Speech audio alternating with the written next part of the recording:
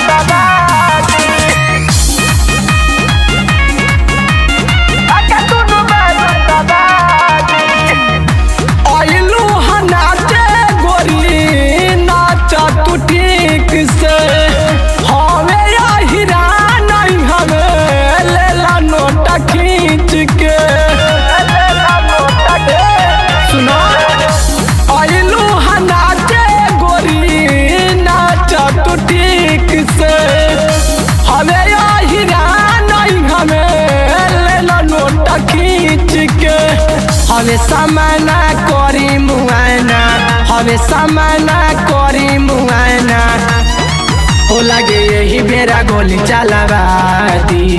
ए बुच्ची हवे गाजीपुर है बाबुनी हवे गाजीपुर बाबुनी धागा दुनु बैलून दबा दी। हवे गाजीपुर बाबुनी धागा दुनु बैलून दबा दी।